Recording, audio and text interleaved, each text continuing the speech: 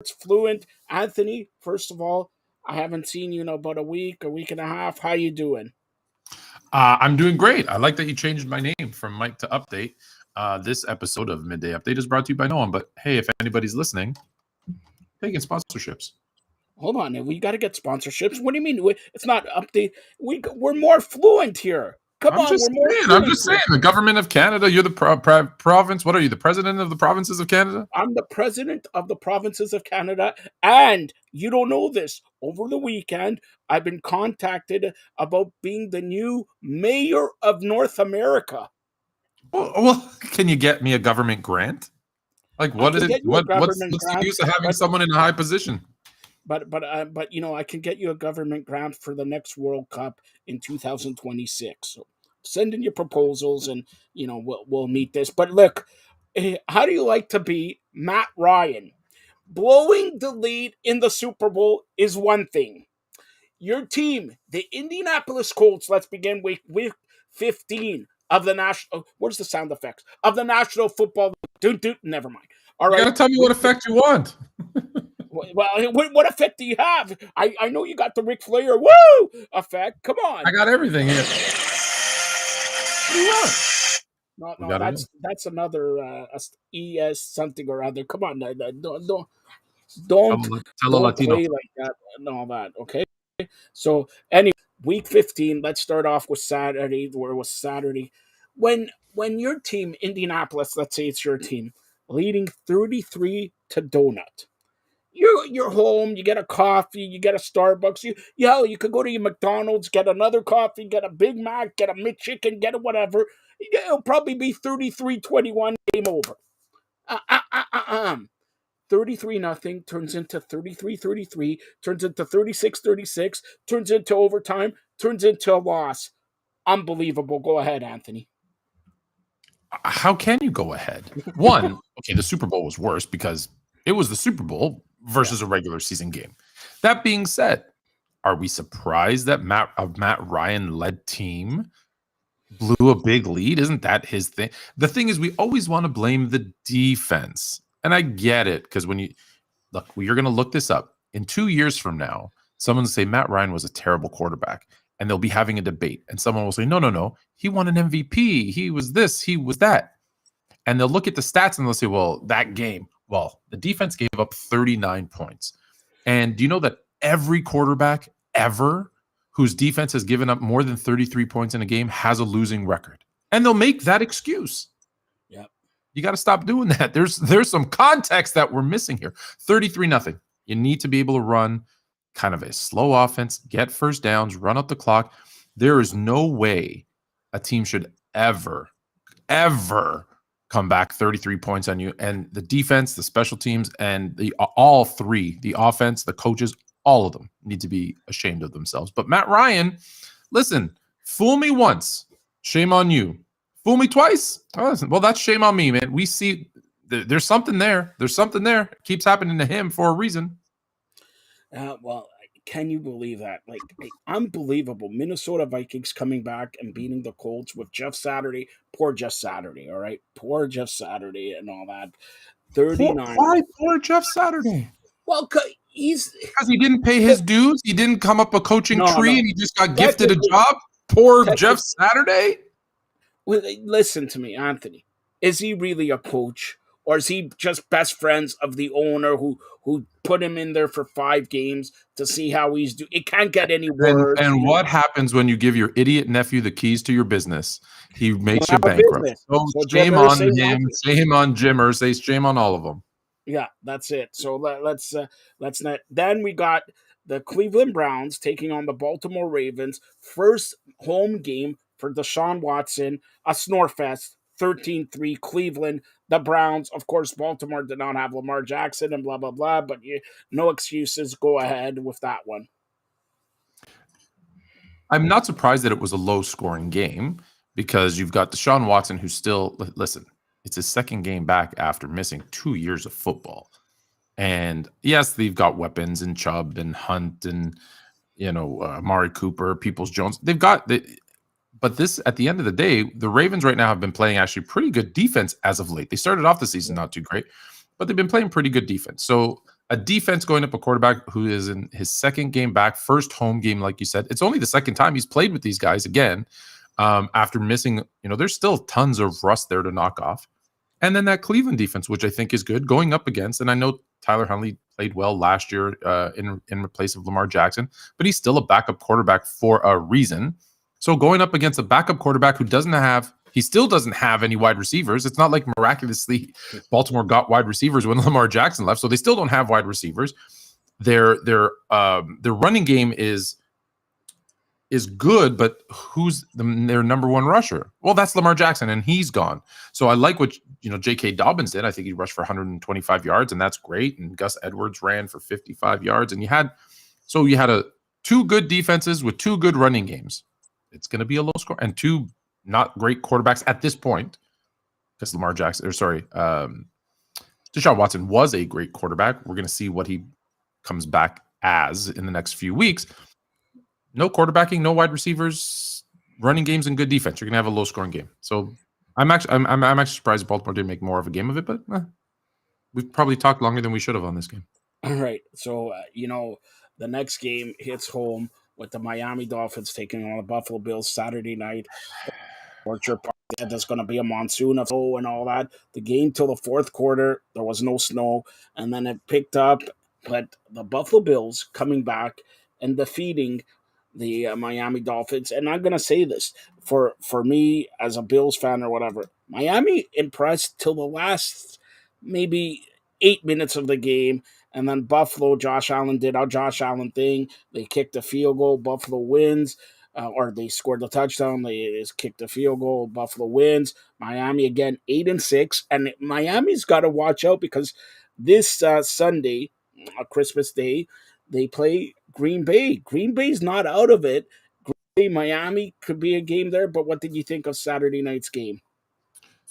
You're lucky you breezed past that because you're 1,000% wrong there. But let's start with this game. Hey, look, I like seeing the Bills, who was my pick, as you know, at the beginning of the season to make the Super Bowl. So I need them to win close games because in the playoffs, they're going to have one possession games that they need to win.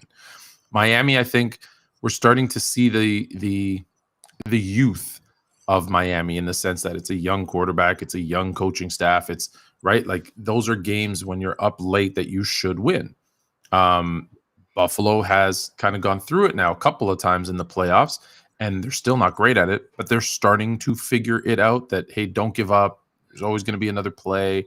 So, yeah, I like what I saw from the Bills getting out a tough win against a division rival, a good division rival. So I think there's some opportunity here for the Bills to build on this. But that's what I said the last time they won a one-possession game, and then they kind of didn't do as well in the next couple of one-possession games. So this is really a thing for them. They better figure out, hey, let's blow a team out, or let's figure out how to win these close games. And again, come playoff time. I like what I see from both teams, though. I like what I see from Miami. I like what I see from Buffalo. They're starting to going into the playoffs. I feel comfortable with both of those teams. So, are you telling me getting back to Green Bay, Miami, or Green Bay and Miami Sunday, Christmas? You're saying Miami's going to blow them out? The only thing that should be under Aaron Rodgers' tree is a ticket to his next city that he's going to play for. The Packers are done. They're not a good football team. Like, did you not watch the last season of football? They're not a good football team. You got Aaron Rodgers throwing to the back of Watson and making fun of him in the post-game interview that, well, if he wants to catch touchdown, you better run a route. That is not a healthy situation in that organization. There's nothing good going on in Green Bay. Win or lose, it is not a good situation. I think Miami is going to blow them out this next game.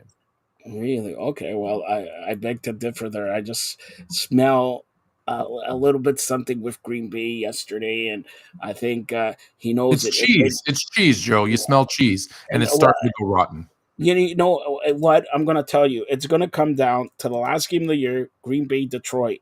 And, I have a feeling I'm Green Bay, I think, will beat Miami this week. That's my observation. But let's start off with Sunday's Week 15. And usually we go 1 o'clock games, but we got to start off with the 4:25 game. The Las Vegas Raiders and the New England Patriots. Anthony, Bill Belichick. known as one of the greatest coaches ever. Apparently, the players say they practice plays and trick plays and all this stuff. Now, I'm going to ask you, what was that?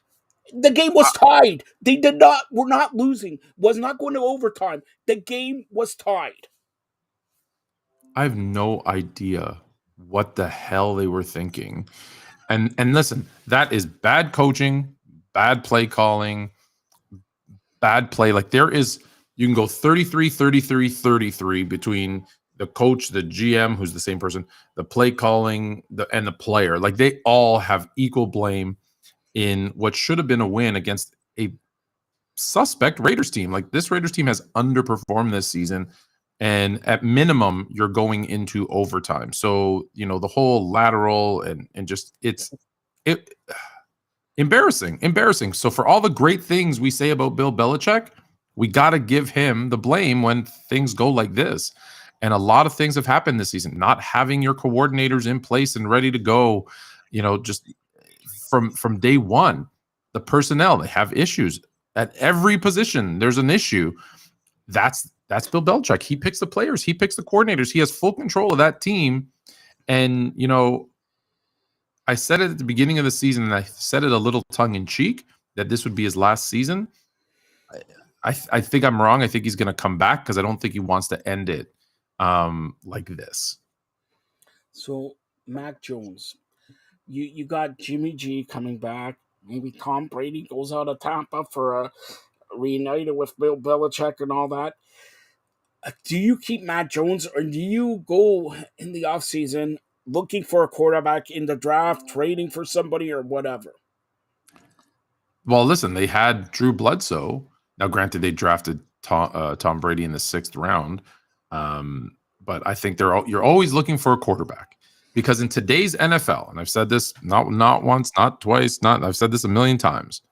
In today's NFL, you need a quarterback on it doesn't necessarily have to be a team-friendly deal, but it needs to be not kind of top 5 moneymaker in the NFL. So the easiest way to do it is to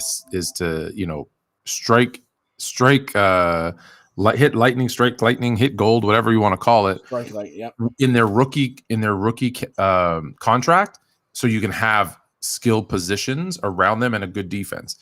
It's been done over. The Seahawks did it with Russell Wilson. Miami's doing it right now. The Kansas City Chiefs won their Super Bowl under Patrick Mahomes' rookie contract. That's the way that you need to win in the NFL right now.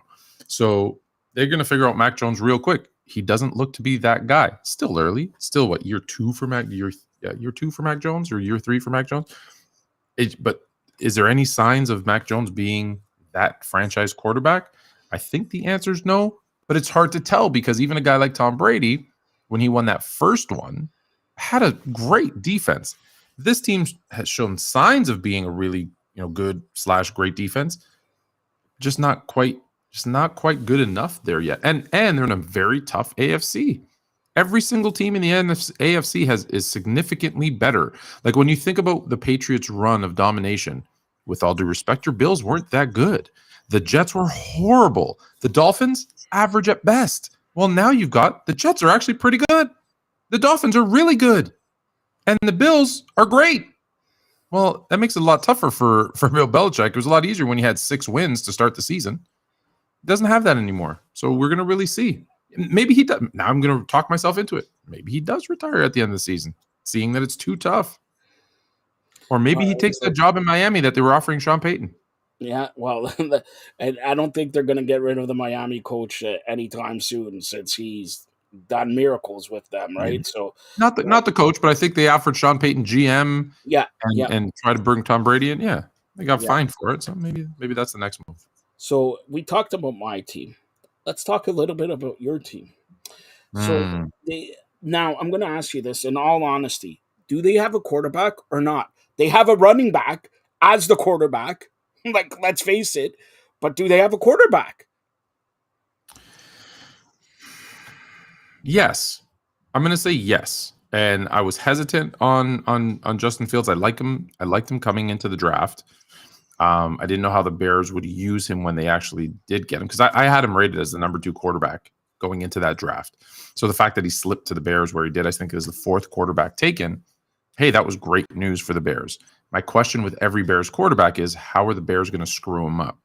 And for the first little while, they did screw him up. I think week 5, 6, 7, somewhere this season, they figured out, hey, maybe we let this guy run a little bit. And lo and behold, the Bears offense looks completely different since he did that. Now he's hurt again, unfortunately. Hopefully that's not anything serious, but that's the thing with running quarterbacks. He's not big. He's not like, if you look at Jalen Hurts, who's also a mobile running quarterback, he is like, he squats 400 pounds. He is you can tell he is bigger and thicker than Justin Fields. So the fear is when you have a quarterback like that, he's going to get hurt. You're seeing it with Lamar Jackson. You saw it with RG3. You see it with, you can tell those guys that are not as built as some of them can't take the hits. Your question is, as a quarterback, yeah, but they need to get him some help. They still don't have a number one wide receiver. So I think this is a good start. So yeah, I think you got to roll the dice with Fields for at least a couple more seasons out, but you got to get him some offensive line help. You got to get him a number one receiver. I will say this, they played the Eagles really, really tough. And those are games that show you signs, hopefully to the players, but as fans, what they are capable of. They're capable of rolling with what, statistically, record wise is the best team in the league. Well, that's a good sign. That's a good sign. And how frustrating are you? Because they lost 25-20. And they played a good game, and the quarterback, yeah, okay, he's like the running back or whatever, but and I don't have to tell you about the Philadelphia Eagle quarterback. He may be playing injured. He may not be playing this with Jalen Hurts. Of course, big game this week against the Cowboys, but that goes to the Cowboys and Jacksonville. Like, I'm going to be honest. I don't know if you hate Dallas because of Bear fan or whatever, but let's face it, in the NFL, it's flawed this year because you got Tampa, who's going to be probably at best 7-10. Okay, at best. Okay, and then they're going to get a home playoff game, fourth seed, probably playing Dallas, who is the fifth seed. Are you going to tell me right now, today, December whatever 20th, that Dallas is going to go into Tampa and beat Tom Brady in a playoff game in Tampa? Well, listen. Dallas is always a very talented team that gets knocked out of the first round of the playoffs. So, with all due respect, it didn't matter. And I don't hate Dallas. I like Dallas. Mike Ditka played for the Bears, played for Dallas. We've got a long history of not hating each other. That being said, who did you expect Dallas to go into or to host and beat in a playoff game? The only team I think they had a chance of beating, it's not Philadelphia, it's not San Francisco, they're not beating Tampa, they're not playing the Giants or Washington because they weren't going to play each other. So the only one I believe that they had a chance of playing and beating is Minnesota, and only if it was on Monday night because Kirk Cousins is their quarterback. So, and we saw what, we talked about Minnesota already. So I'm not worried about that. Do I think they go into Tampa and win? No, I think they go into Tampa and lose, but I think they lose the first round against anybody. All right. Well, that's unfortunately who Dallas is under Jerry Jones. I don't know why. The deal he made with the devil to be rich and famous probably included a clause of getting knocked out of the first round. Well, I don't know. How about what about this week, losing overtime to Jacksonville? And Jacksonville, surprise. There's two teams here, and I'm going to ask you this right now. And I know I can't believe I'm going to ask you this. Jacksonville and Detroit, are they a better team than the Tampa Bay Buccaneers right now? They're playing better football. They're not a better team, but they're playing better football. Right, there's a distinction there, but they're definitely playing better football. Right, better team. You're going to look at who's on the team, and you're going to look up and down the roster and say, "Oh, Tampa's a more talented tean." But yes, Detroit and the Jags are playing better football right now. I don't know what's going on in Tampa. They just. I don't think anyone can explain it because if they could, they'd probably get paid millions of dollars to fix it. There's no. I don't know. So maybe Brady's just showing his age. If Carolina or Atlanta or New Orleans go on a little bit of a hot streak, because let's face it, Tampa plays Christmas Day or Christmas night against Arizona, and you would say it's a victory, right? The probably a win, but I don't know. I mean, honestly, I don't know the way Tampa's playing and all that. I don't know. Now, do you think Tampa goes to the playoffs because they have the past? All of them are 5-9 except Tampa 6-8. And Listen, I've learned over the last 20 years, don't bet against Tom Brady. So I'm not going to bet against him. So I'll say yes, Tampa goes to the playoffs. But can I run you some numbers real quick? Yeah, go ahead. Tom Brady's 4 biggest losses of his career. 31-0 at the hands of the Bills. 41-14 at the hands of the Chiefs. Yep. 38-3 versus the Saints when he's in Tampa. And 35-7 this season against the 49ers. The first one against the Bills was in 2003 with the Patriots, Super Bowl win. The second one, the 41-14 against the Chiefs, was also with the Patriots in 2014, Super Bowl win, Tom Brady. 2020 was the Saints 38-3 with Tampa. They win the Super Bowl. This season, 35-7 loss to the 49ers. Anything is possible when Tom Brady is playing a game. We learned it not learned it. We saw it again just 2 weeks ago. You give him a couple of seconds, a couple of minutes with a close one possession game, and he's going to drive his team down the field one way or another and get a score. That's what he does. That's who he is.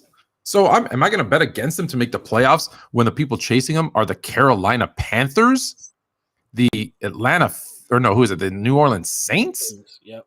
With who's their quarterback? Andy Dalton. Andy Dalton, who's also I think 38 years old himself. Maybe we think Ritter, whatever his name in Atlanta is going to make a. Who are we worried about? Carolina's started 3 different quarterbacks this season. Yep. And they're back to Sam Darnold. I'm not worried about them. That's why he went to Tampa. He's like, that's why he came out of retirement. He saw that division. And he went, I'll take my chances. This team can finish 6, 7, and 10 and probably still make the playoffs. It's unbelievable. Like, what can you say? The NFL this year, it's really crazy. And this week was the craziest week of them all. We talk about 33-0. We talk about the throwback with the Patriots. We talk about the Jaguars winning in overtime. Saturday's games were crazy. Also, the Detroit beating the Jets. Both teams are now 7-7. What about? I'm going to ask you this. Who I was hoping for. What about KC going to overtime with Houston? And kudos to you. Like, honestly, when week 1, 2, when we did this, when your name was Midday Mike, or when you said, watch out for Houston. They may not win a lot of games, but these guys, because, former coach of your team, was keeping these guys close. And let's face it, Houston gave a scare to Dallas last week, gave a scare to Kansas City, although they lost. Kudos to Houston. They're 1-11. Listen, I told you the one thing I know about Lovey is that look, this team was not just, you can look at the roster. They're not going to win a lot of games, and that's what I said. They're not going to win a lot of games, but they're going to be in a lot of games and you're going to be surprised. That's what I said. Sure, they're going to get their blowouts because they're not a good team. They're going to get blown out occasionally, but when you put the right team in front of them, they'll step up to the challenge and they will play hard for Lovie Smith. And I hope that they don't do what they did last year, which was put a terrible product on the field and then blame the coach, right? And then they fired him. Well, you knew you're going to lose. I hope Lovie Smith gets to reap the rewards of this bad season and get that first round pick and have I always say this. And I shouldn't do this, by the way. I got into a Twitter war with some idiot about Hugh Jackson. And it goes the same for Lovie Smith, Rod Marinelli, 0-16. These are the worst coaches of all time. And I'm just like, guys, there's so much that goes into it. You got to look at the roster. You got to look at the team. There's stuff going on behind the scenes that you don't know. They want to lose sometimes. Look, I know we hate to say it and tanking. No, that's the plan. Tank. But the coaches that get the raw deal where it's, hey, we're tanking for the next 2-3 years to build up draft capital, to build up whatever it is, build up a young core of talent. But then it takes 2 to 3 years to get those guys. So you got to look at that team and say, okay, can Lovie Smith take this Houston Texans team now, the first round pick this year, excuse me. They're going to be terrible again next year, and it'll be another top 10 pick. Then once you've built all that up, and I'm talking first, second, third rounds, it's going to be, those first, and they're going to be high draft picks in each round. Then put all those players together and give them a year or two to build from that team. So can I say give them 5 years? Yeah, Lovie Smith's going to have you in the playoffs competing for a Super Bowl. That's what he did with the Bears. But you don't do that. You say, oh, 1-11, 112-1, whatever their record is. And you say, oh, he stunk, he's out. And then people look back in 5 years who, the 15-year-olds that like to sit on their mom's basement on their phones saying stuff. Oh, he sucks. He was 115-1 or whatever his record's going to be. Yeah, he was. But no one else could have turned that. No one else would have done any better. 1 or 2 wins wouldn't have made a difference. Take the first pick overall. So back to your point, I'll bring it back to where we were talking about. They were competitive, put a scare into them. I think, let's be honest, a team like Kansas City also probably looked past the Texans a little bit. And that's why you should never look past the team, because you never know. That's why they say any given Sunday. All right, let's just close out, because we got Fluent here, and I got to ask him some NBA questions, what's going on with the Raptors. Can we talk about one more game before we get to that, though? Go ahead. Because I'm shocked and appalled by NFL officiating, and I'm surprised you didn't bring it up. No, because as a former wide receiver, the one thing that we always do when we line up on the outside is look at the line judge and ask him, am I on the line of scrimmage? And when he gives me the thumbs up, I go, cool. Or he says, move up a little bit. It's like, I don't know if it's a written rule, but it's an unwritten rule. That's their job is, hey, I'm checking with you because I can't see. There's a bunch of dudes in the way. And the fact that ref looked like he gives him the thumbs up, or looked like he went over and asked him and he said, yeah, you're fine. And literally you can see, yeah, you're fine. As the ball's being snapped, he's throwing his flag. Hold on. You set him up to fail. And he was the head of officiating, or the VP of officiating, for a while before he decided to come back and be a full-time on-field line judge. To do that to a player in that instance, in a particular game, that cost them the game, because they rushed. I think they tie it up with that touchdown, right? Yeah. That's the fact that this isn't a bigger deal. He's not getting a fine. Like, I don't know what's going on behind the scenes, but that is appalling to me. That is ridiculous to me. That, like, go back and watch football. It's always, always, always. You look at the line judge. Am I there? No, scoot up. Okay. No, move back a bit. Okay. Never, yeah, you're fine. And then throw a flag, like, because you set him up to fail. That's horrible. Just horrible. And you're talking about the Giants Commanders game, and the Giants won by 8, 20-12. That was it was a Sunday night game. Everybody was watching it. It wasn't like 1:00 game. It was one of the Sunday night games. And when you look at the referee, the referee's giving you a nod. Giving you a nod and all that. And you're right. Throwing the flag, he before the play, almost simultaneously takes out the flag and all that. Like, if there was not a come on, man, you're putting your trust in the referee. And listen, if he had turned his head, right, and didn't look at him at all, that's on the wide receiver. But the fact that he turned, looked, right, he asked, he did what he's supposed to do. So that really bothered me. Now, look, does that mean they win that game? No, they might. They score the touchdown. They still might not get the 2 points. They still might not get the 2-point conversion. The outcome still might not have changed. But they took it out of the players' hands, and they put it in the ref's hands. And the story the next day should never be about a ref. It should always be about the play on the field. And I think, in basketball, I think Ja Morant is singing from the same songbook that I am, right? It's not about you, refs, right? It's about the players. So, stop trying to be the show. You're not the show. I'm sorry. Umpires, refs, line judges, whatever. Everybody who's not playing, no one paid to see you. No one. No, and this is no disrespect to the refs or the umpires or the judge. What they do is super hard. Things happen so fast. players are so big and strong and a million things going on, and you're never going to get that all right. The utmost respect. I ref basketball games. It is so hard to do well. Anybody could do it. It's hard to do well. So I give the utmost respect, but you're not the show. And again, no one paid to see you. They're paying to see the players. Let them play. And that really bothered me in that game. And that, no, that's 100%. I was going to talk on that. I also want to close out the NFL with the Chargers. The Chargers beating Tennessee 17-14. And I got to say this, Tennessee, you got Jacksonville right behind you, a game there. So it's like, and Tennessee's been falling off and all that, but kudos to the Chargers. There's a team, you talk about not Dallas and all that, who wants to play the Chargers in the playoffs. If you're, a second team, Kansas City, where they already have trouble with the Chargers, right? So the Chargers and Herbert, and they're getting healthy. Their wide receivers getting healthy and all that. So, the Chargers, really someone to look out for in the AFC now. And the NFL this week, because of Christmas, almost all the games are on Saturday. But Thursday night, when you look at, the schedule comes out, I don't know, maybe in May, you look at Amazon getting Thursday night football, you get the Jaguars and the Jets. Anthony, when you see this, you're like, the hell did they do to these guys? But you know what? This is It's a actually good, going to be. good It's actually matchup. it's an important game. The Jags can move really close to the Titans, and there's nothing guaranteed with the Titans. They could lose to anybody. I Yeah, disagree with you, by the way, on the Chargers thing. I'm not high on the Chargers. I'm not high on Justin really.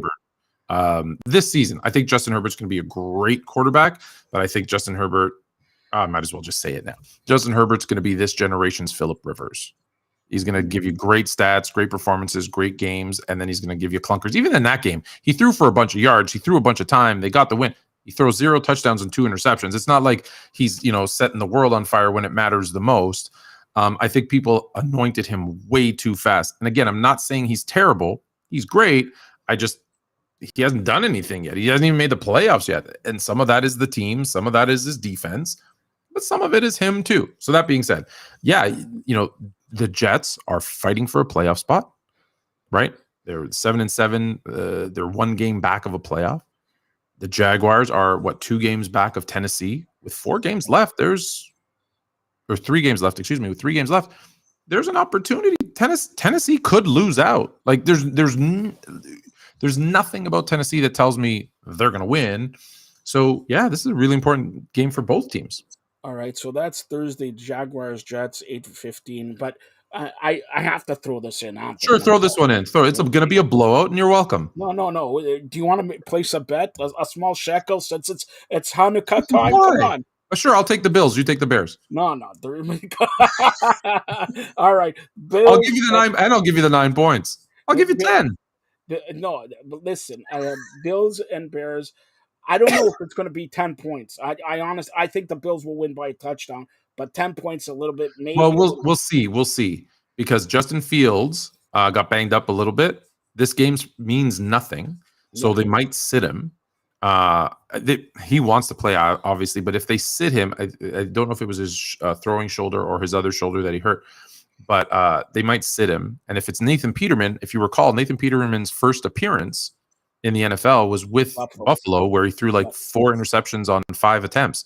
yeah. So it's not there's not a lot of confidence there if it's Nathan I hope Peterman. it's Nathan Peterman. Put it that way. So, Yeah. another game, 1 o'clock game that I'm watching is because Belichick, is pissed. It's Cincinnati going into New England. That can be, you would say Cincinnati all the way, but it can be a No, sneaky no. game This could be a based. field goal game. This could be Yeah. a tight game. Yeah. And another game, the Giants and Vikings. Okay, so and Detroit, Carolina. If you look at what we talked about, New Orleans, Atlanta, Carolina. Detroit's at Carolina, Atlanta's at Baltimore, and New Orleans at Cleveland. So and like I told you on Christmas night, you have Tampa at Arizona. So interesting thing, and I have to talk about this. We have the Saturday night, Christmas Eve night game, 8:15 p.m. The 50th anniversary. The Raiders, the Steelers. What do you say about this game? I'm not going to be surprised at all if the Steelers win this game. Not at all. They're both 6-8. Yeah, The Steelers, and I said, listen, I'm now 100% correct, or I was, I guess, when they lost their 8th game. yeah. That well, no, I guess they still have a They chance. still could go 10-8. Nine, 9-8. 9-8, Still nine could and go eight. 9-8. But I said this was going to be the first year Mike Tomlin as Steelers head coach doesn't finish above 500. I still believe that.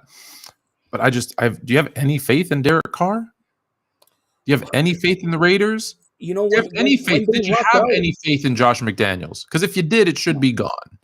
No. So if you're asking me to pick a game, I'll take the Steelers. I'll take the Steelers at home on this one. All right. So now I'm going to tie this up. We got 5 minutes left here. I'm going to tie this up. Traditionally, Sunday, Christmas Day, we watch the NBA. Now give me the sound effects for NBA. Come on. No, not the sound effects for NBA. All right. I'll give you your favorite woo. The I got favorite Kawhi, I got Kawhi Leonard laughing. That's right. Okay, so the NBA has the traditional Christmas Day games, and here are the games.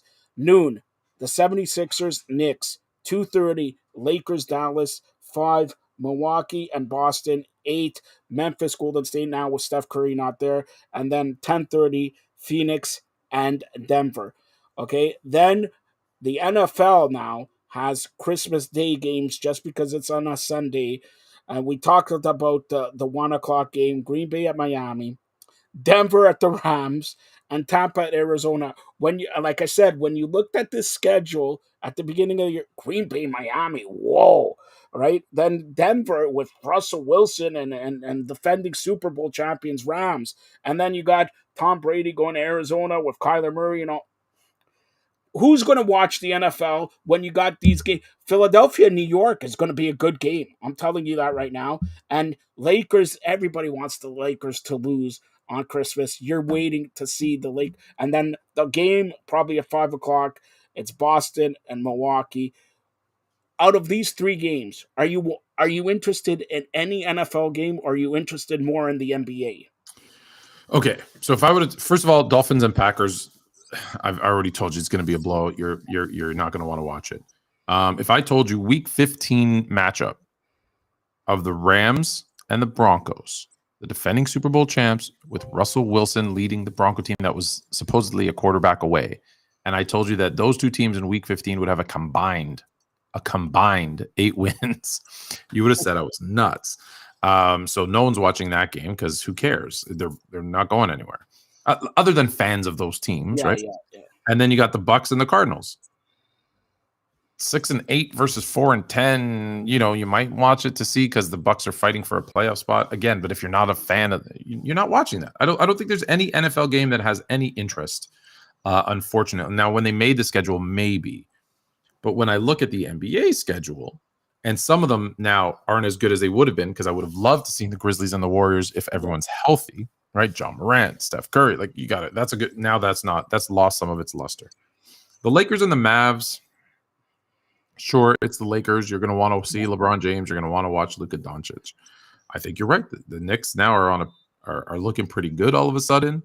The Sixers, obviously contender in the East. Both teams are 17-12, 17-13. So that is going to be a good game. I'm still watching the Grizzlies and the Warriors. I'm still watching.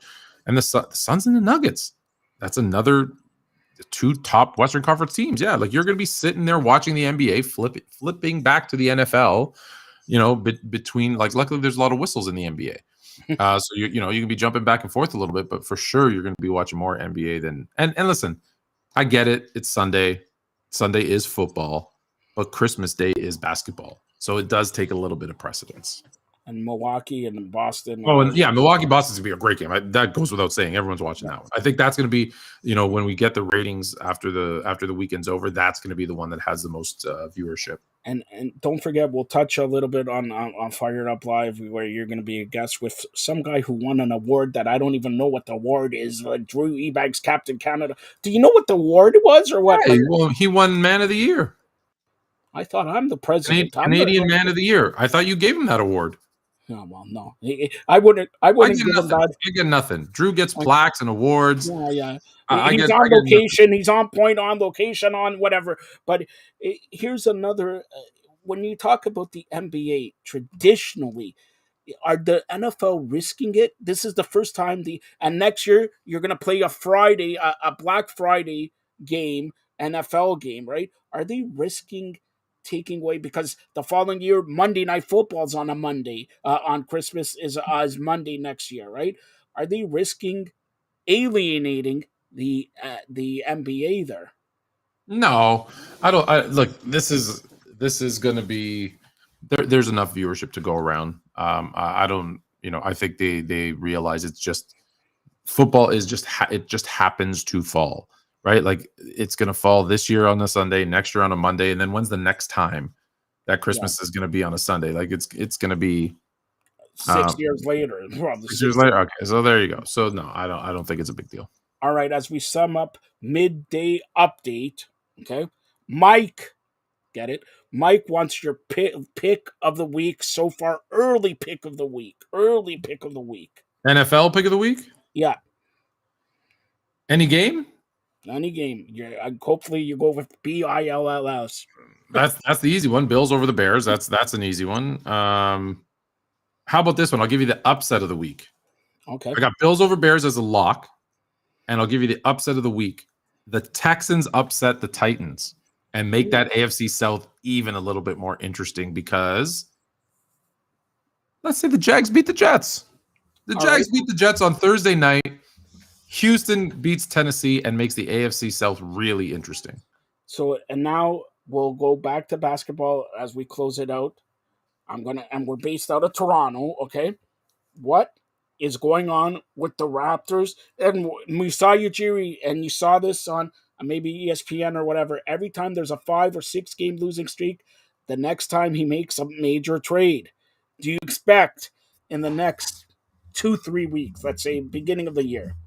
We saw you, Jerry, do it. I would say that the Raptors have been in a position to make a trade all season long. So no, I wouldn't be surprised. This might be that catalyst to that trade. He's been trying to make a big splash over the last 2 years.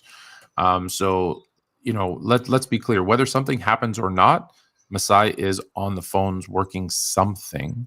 He's trying to get something done. This team is not built to be a championship team, and he wants to win. Listen, he wants to compete for championships, and I give him the utmost respect for that. He realizes he's not going to get the big name free agents. He's going to have to make trades to do it. We have by far, I won't say by far. We have one of, if not the best, developmental leagues. Like when you look at the players on our roster, right? Pascal was a project. Yeah. Fred VanVleet was undrafted. OG Anunoby was a project. Like all of our players come through. Chris Boucher, any of these players, you can see they are developed from within, sometimes from the 905, other times other places. When he drafted Coloco, everyone was like, who's that? And I'm like, you watch, he's going to be a starter. I said by halfway through the season, I did not expect him to be a day one starter. And I said, but by halfway through the season, they'll develop him into, a legit player. Like he still needs more years and whatever. So the only way he can bring in someone is to make a splash. And there is interest, right? Phoenix apparently is dangling DeAndre Ayton. I hate that, by the way. I'm not a big Ayton fan. There's moves to be made. So yeah, I wouldn't be surprised. The one thing I will say to all the Raptors fans, stop. As Michael Jordan once said, stop it. Get some help. Okay. So, you don't need to fire Nick Nurse. Yes, Nick Nurse isn't coaching the way you would coach. That's why he's an NBA champion and you've never coached an NBA game in your life. Okay. There's levels to this. You might not like his rotations because when they don't work, every coach is an idiot who doesn't know what they're doing. Yeah. But guess what? When he makes the moves that work, you're like, wow, he's a genius. He's the best defensive coach I've ever seen. I get it. That's how fans flip-flop. But just pump the brakes a little bit. This roster is not built, is not built to win. Scotty Barnes didn't take the big leap in year 2, but you don't expect him to. That's what I keep telling people. It's not year 2 is not the big leap. Year 2 is typically the sophomore slump. So the fact that he's remained consistent actually is a really good sign. It's year 3 and 4 where they take the steps up. And then in year 5, 6, that just go look at most players. There's exceptions, the Magic Johnsons of the world. But even like LeBron, year 1, 2 was that there was a leap, but still it was year 4 or 5 when he really Yeah, started to become that guy. Jordan maybe out of the gate. Okay, he's an exception. yeah, Um, Jason Tatum. What's this? Jason Tatum year 6. Now he's yeah. a legit MVP. Last year, people were saying, is he ever going to get there? So the same thing. Give Barnes a couple more years, kind of to develop. I don't like Siakam taking the last shots. I feel like he makes the wrong I don't decision trust him. every time in the last minute. Yeah. I So just now you're Anthony Ujiri, okay? yeah. Out of the guys you made, yeah, out of the guys you named, Fred VanVleet, Pascal, and all that, OG, and there's trades to be made. Who out of that group are you trading, and who are you not trading, no matter what? There's no player on the Raptors roster that is untouchable. Even Scotty Barnes? No Raptor, I'll say it again. There Okay. is no player on the Raptors roster that is untouchable because, as you know, this is the difference between a fan and you made me a GM and a GM. Yeah. It depends what I'm getting, right? You say you would never trade Scotty Barnes. That's crazy. Really? If Mark Cuban calls you up, look, it's No, not well, realistic. they Hey, apparently. we want to trade you Doncic for Scotty Barnes and Fred VanVleet. You're packing his bag for Well, him because apparently the trade was Scotty Barnes for Kevin Durant, and he said no. and Other, and that was a long-term decision. Because in the short term, that's a deal that gets the Raptors over the hump. yeah, It is like you put if it's just straight, and it can't be straight up, by the way, it because wasn't the straight salaries up. It don't. was pieces and pieces Yeah, with and that the and I biggest think names. and I would say but see you, if it's straight up, he's making that deal all day. But because of salaries, he has to throw in OG Anunoby, Fred VanVleet. He'll probably want and 5 first-round picks. Well, now that's a different deal, right? That's a different deal. But if it's Scotty Barnes for Kevin Durant, and I don't know how we make and Fred VanVleet, I guess, to make the Yeah, yeah, salaries work. You're doing that deal. You're doing that deal all day long. Because for the next 3 years, that puts you in a position to compete for a championship. yeah, yeah. That being said, yeah, because what is it? Kevin Durant has, I think, 3 years left on his contract. So you got him for 3 years. So you're making that deal. But I think it's all the other pieces because if you're going to have Kevin Durant, you have to keep Siakam. You have to keep OG because you need that defense and you need that second guy. Siakam is 100% and a 1B or 2 player on it. We saw it with Kawhi when he wasn't even as good as he is now. As a 1B or 2 on a championship team, Siakam is that guy. He's just not a 1, and that's okay. That's, again, not a knock on Siakam.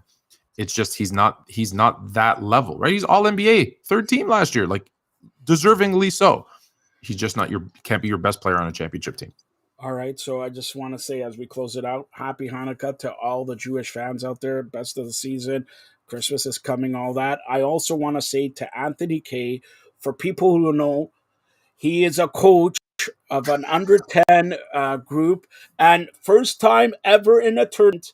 Not only do they win, they blow out. And you know why they blew out the opposite? Drew Ebanks was coaching the other side. So right now, Anthony K is a better coach than a guy who got a trophy for I don't know what. He was too busy on point, on location, or whatever. But congratulations, Anthony. Maybe you want to fill out everybody what I'm talking about here. Nah, I coach. It's a first year team for what the kids did amazing. I do coach U10. That's what it's about, teaching the kids to get better at basketball, developing their skills. It's the first tournament they've ever played in. 5 games. They won all 5 by an average of 30 something plus points. So good for them. The GTA Mavericks. Hey, if you want to get your kids signed up, we've got U10, U12, U14 in Vaughan area, which is north of Toronto. Send them over. We'll make them better people, better athletes. But the coach has to get a little bit of kudos. So on behalf of the This kids, this was my reward, right? no, no, no, no. On behalf of the kids, you know what? The coach made them more fluent. And for everybody, Marty Roberts is chiming in here and all that. For everybody, Drew Ebanks, yes, plays basketball, defense, basketball like this snowman right on the bottom of the screen here, right? That's Drew Ebanks playing defense for basketball. But Anthony, tell everybody how they could get a hold of you social media wise. You can get a hold of me, sports_fluent. That's on IG, Twitter, and TikTok. You can become more fluent there. And if you want to send your kids like this one to great basketball camp or part of a great rep program, the GTA Mavericks are just the GTA Mavericks. And you can find them at gta.mavericks on Instagram. All right, hold on. I'm going to ask him a question. Oh, he's going to ask you a question. What do you want for Christmas? What do you want for Christmas? What do you want? You don't know? We're live. You better hurry up. Santa's listening. Don't worry, because Drew Ebanks has told me he's going to get Anthony. He said he already has the best present. He's got the best coach in the world. All right, so see, I was going to get Drew Ebanks to give him something, but no. Okay, he wants a Steph Curry jersey. Drew Ebanks, you hear that? Captain Drew, Canada. Drew, get on it. Anthony's kids. Oh, Luka Doncic? Okay, Luka Doncic. Luka Doncic jersey. One of your many, many jerseys. You have it hanged up in your house there and all that. Luka Doncic. And for that matter, Anthony, don't you want your Luka Doncic jersey also? Drew Ebanks can get anything. He's got I would love a double XL Giannis Antetokounmpo jersey if anyone's listening. From one Greek freak to another. That's right. That's Anthony K here on Midday Update. Thanks a lot, Anthony. Stay tuned for more great programming on the Fired Up